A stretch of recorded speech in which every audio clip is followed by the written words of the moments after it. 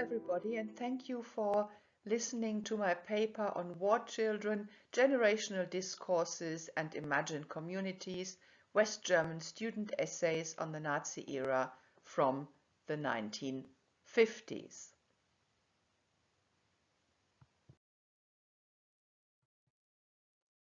The collection I'm going to talk about today is held in the Roeßler Archive at the German Open University or Fernuniversität in Hagen. This collection holds as many as 76,000 student essays from secondary schools across West Germany. The collection is the result of a national initiative by the teachers and pedagogues Wilhelm Roeßler and Elfriede Roeßler-Mergen. The two were very interested in the young generation of their day and age and wanted to find out basically what makes the youngsters of our time tick. So they thought it would be a good idea to get them, or as many of them as possible, to write essays about a range of different topics drawn up by themselves, and this would then yield some insight into the thoughts, values, feelings, and also behavior of the young generation. Most of these essays were written in 1956 by students who were at the time between 16 and 18 years old, which means they would have been born between 1938 and 1940, so these are arguably the youngest experiencing war children. The initiative was not set up as a competition. There was no marking by teachers either. In fact, about a third of the submissions were anonymous, and there was no obvious link at all to a syllabus or teaching at school. And the students could also choose a topic from a list of about 10 different topics they were presented with in class. The essay topics actually display quite a broad range. On the one hand, there were sort of private topics asking about favorite leisure pursuits, habits to do with media consumption, or also experiences during their own school education or professional training if they were already apprentices. Then there were questions on public and social life. For instance, what students thought the main tasks of the state were, attitudes towards clubs or organizations, and issues such as views on equal rights for women. And then there were very political topics as well. For instance, views on the German division, attitudes towards communism or Europe, and also issues on the topics on the war. And it's these war-related essays that I will be speaking about today. There were some age and school-specific adjustments made to the topics as well.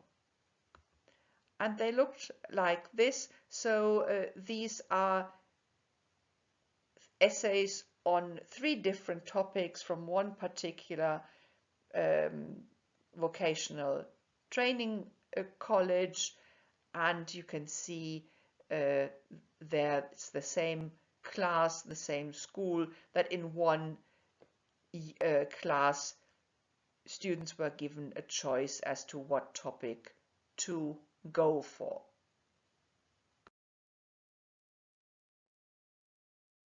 About 9% of the 76,000 respondents, which means almost 7,000 students, chose to write on the war.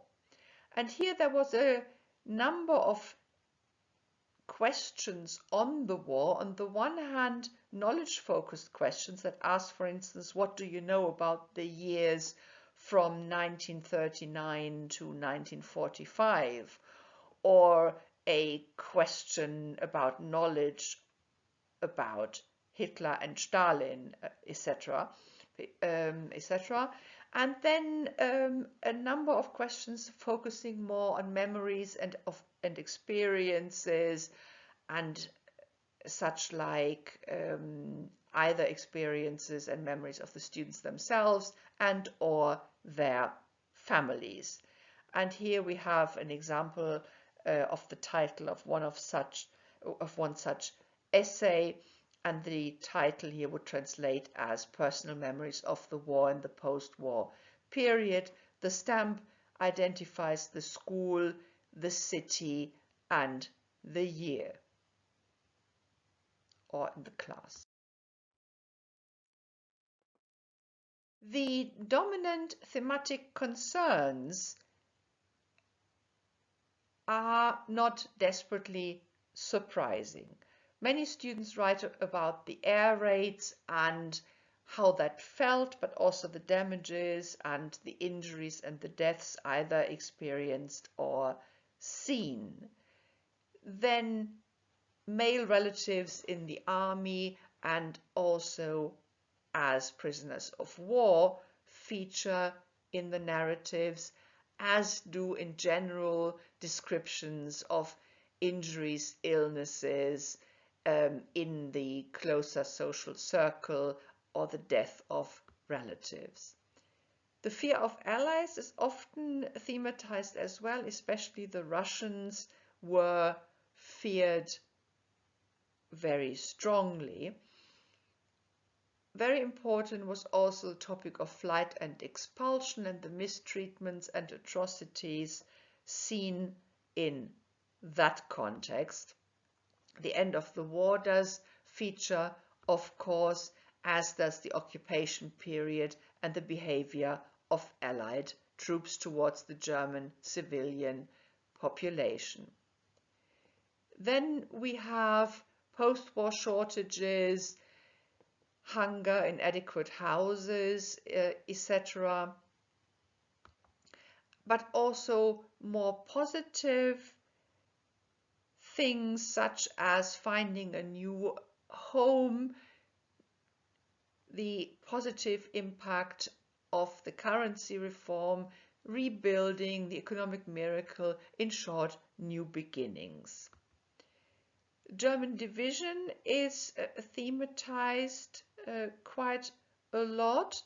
In contrast to Nazi crimes against humanity, so the persecution of the Jews or slave labor features less prominently, especially in those essays that are memory focused and experience focused, as opposed to the knowledge focused ones, which do definitely often speak of such crimes. But you could ask whether these dominant themes don't just represent predictable and over-familiar, stereotypical discourses to do with German victim narratives. And of course, you're right, that is true, but what interests me is what the functions of these foregrounded narratives is for the underlying construction of the life story, for the integration of the life story into a wider political, historical, and social context, how war experiences and memories and these topics are evaluated, and how the experiences had are assessed, and also how the dominant concerns relate to attempts at coming to terms with the past and in general for new beginnings. So I'm looking more at narrative constructions and at underlying, underpinning drivers than at the foregrounded themes in the narratives. What is perhaps quite surprising, given the often traumatic experiences and memories of these young people, is that very often they arrive at quite positive verdicts on their lives. And what interests me is what strategies are being employed to arrive at such a positive ending. Because many of the experiences thematized would have been very traumatic, life-changing experiences and memories, but they are used as a basis for a positive overall assessment. Many stories come across as success stories, although if you're looking objectively at what they tell us, it's anything but. And yet they come up with these positive, forward-looking identities for themselves, their peers, their families, and ultimately their nation. How do they do that? I've identified 4 main strategies that are relevant here. Firstly, the students often compare themselves and their immediate social group with others. So the fate of other people is related to that of their own family. But also there are temporal comparisons of the present with the post-war period and the war, and that also often means that the present time appears in a more positive light, and so the teleology is toward positive and brighter futures.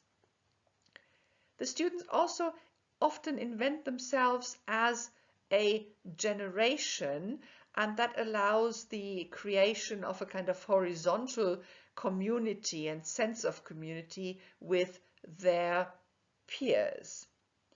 What's very interesting is that the groups they carve out, the communities they imagine, and the different population groups they talk about are grounded in ethical and moral evaluation. They are motivated by that. And the 4th strategy is that of infantilization and parentification of the elders. And overall, the goal, of course not necessarily a conscious goal pursued actively, but the effect of the narratives is that they come across as attempts at transgenerational mediation and reconciliation with the older generation or older generations who would have been potentially at least compromised through what they did or did not do during the Nazi period. And I shall give you examples for all those 4 strategies now. In this text, a girl compares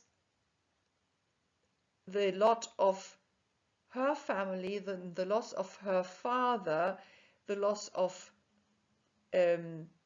property, and the difficulties experienced with that of other families in similar circumstances.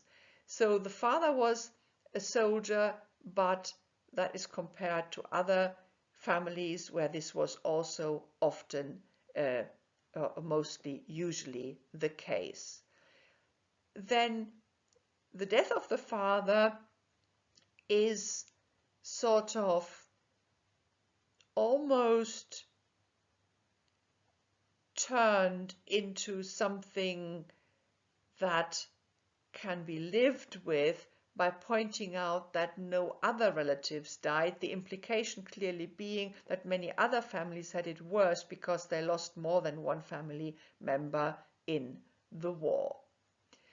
The rubble, poverty and cripples seen in Bremen and the rich people who'd lost everything overnight, that effectively signals and says, well, look, other people also had it very bad.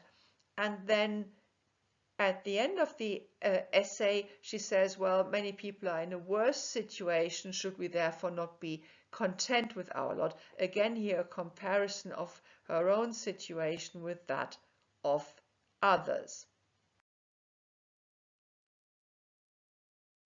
Often there are generational discourses, and in the first example here, the horrible experiences that the war and the post-war period brought are turned into something positive, almost character forming, because these experiences have turned the generation into mature human beings.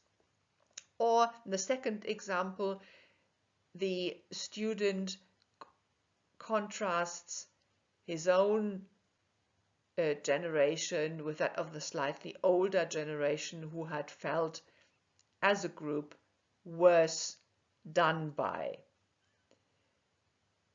And in the last example here, children seeing dire need and destruction is normalized simply because the children as generation, as a cohort, could not remember anything else because they had been born into wartime contexts.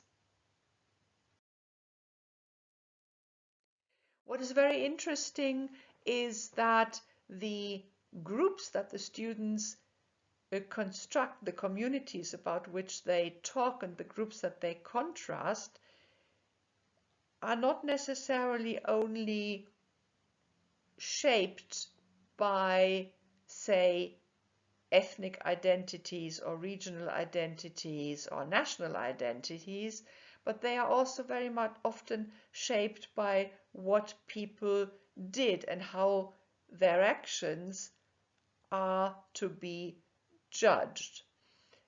Dan P. McAdams, in his book The Stories We Live By, has explored the role that the life stories we tell play for our sense of identity.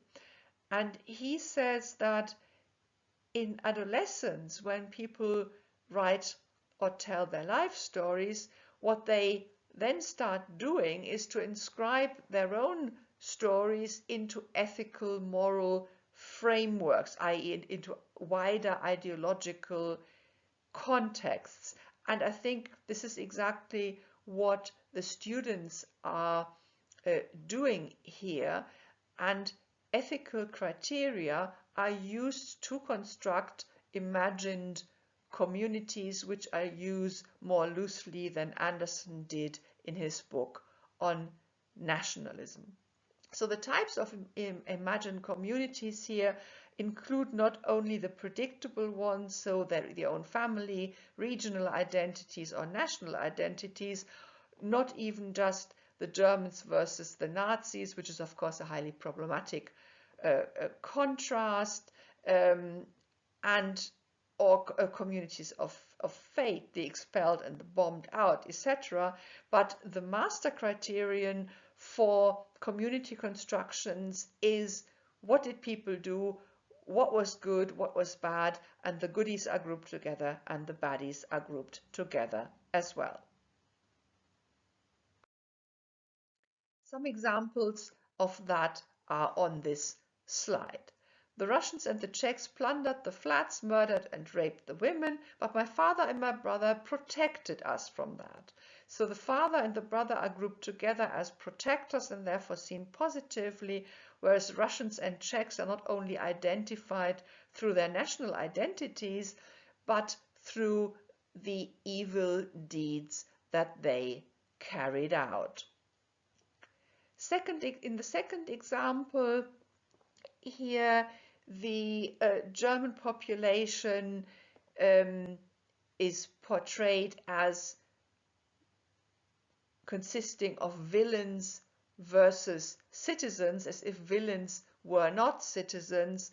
But again, you will see here that the villains in their aggression towards citizens are portrayed through their actions and identified through their actions as negative forces and offset from the victimized citizens. The last example here shows the Allied troop in quite an ambivalent light, and here we have a generational discourse employed as well, because the writer here says that the Allies were very nice and kind to the children, but far less nice and kind to the adults. Again, it's the Allies' behavior that makes them appear in a morally ambivalent light, but certainly different and offset from the German population. The fourth strategy, the one on infantilization and parentification, has three different strands. The first strand are narratives that emphasize children's agency. In the first example here, a scene of threat where even children were roped in or had to help defend threatened property. And the explanation given here is that fathers weren't there, mothers couldn't do everything on their own, so we were forced to help out. The children here help the adults. Or in the second example, a child who wanted to contribute something to the meager family meals, and this indicates a role reversal where the child procures food for the family. And in these narratives, the children stress their own agency and responsibility. And this has partly to do with the creation of personal myths, which Dan P. McAdams has defined as heroic narratives of the self that are meant to reveal essential truths about the narrator, and that enhances the integration of the past, the present, and the future into a narrative that ultimately carves out a positive identity for the narrator. The second strand is compassion with the elders. Those that were suffering in that time were the parents, and then follow some example of adults suffering in the war. The adults here are seen and portrayed as helpless victims at the receiving end of violence. And the second example here even says that for the adults, the years of misery and deprivation were worse than for the children, I meant here. So children express empathy and compassion for sufferings of the adult generation. And the third strand here is made up by essays that try to explain the support for the NS regime. And this text here portrays soldiers as having been victims of military training and propaganda. They were reduced to a mere tool. Phrases and slogans made him believe something that wasn't true. The truth was concealed for him. etc. So the German soldiers here appear as credulous, misled, misguided, uninformed, and easily seduced, and those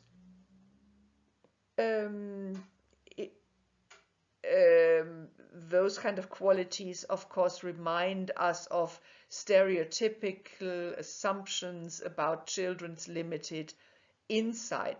And if the German soldier thus appears as having been the victim of seduction, then of course one can be more leniently disposed toward him and his dubious ideological affiliations.